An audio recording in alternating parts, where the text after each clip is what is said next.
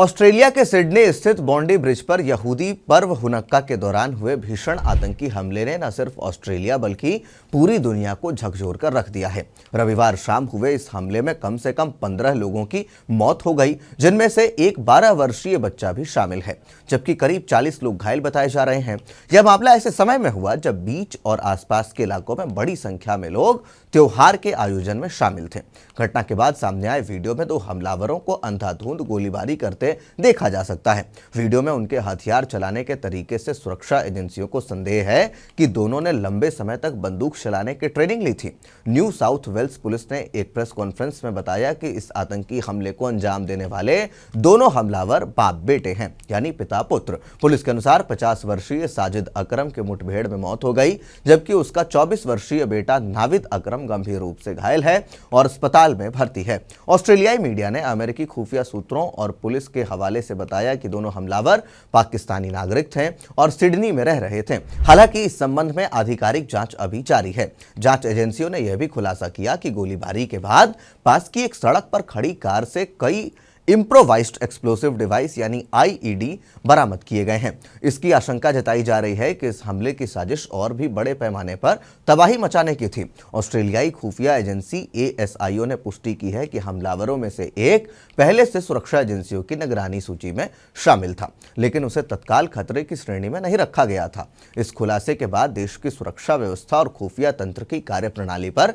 गंभीर सवाल खड़े हो गए हैं। विपक्षी दलों और सुरक्षा विशेषज्ञों का कहना है कि यदि समय रहते इनपुट्स पर कार्रवाई होती तो इस बड़े हमले को टाला जा सकता था। इस भयावह घटना के बीच एक नाम ऐसा भी सामने आया है जिसे बहादुरी और मानवता की मिसाल के रूप में देखा जा रहा है। 43 वर्षीय स्थानीय फल विक्रेता अहमद अल अहमद ने अपनी जान जोखिम में डालकर एक हमलावर को निहत्था कर दिया। वायरल वीडियो में देखा जा सकता है कि अहमद पीछे से एक बंदूकधारी पर झपटते हैं और उसके हाथ से हथियार छीन लेते हैं।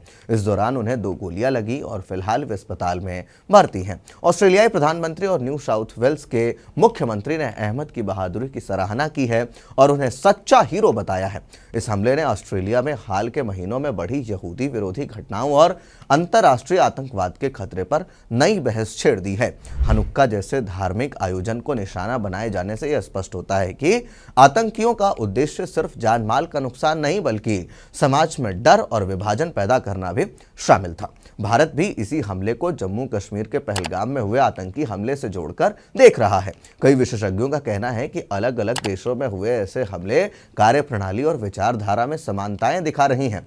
पाकिस्तान को लेकर भी एक बार फिर से सवाल उठ रहे हैं। भारत लंबे समय से यह आरोप लगाता रहा है कि पाकिस्तान की धरती से पनपने वाले आतंकी नेटवर्क वैश्विक सुरक्षा के लिए खतरा बन चुके हैं। हालांकि पाकिस्तान की ओर से इन आरोपों से इनकार किया जाता रहा है।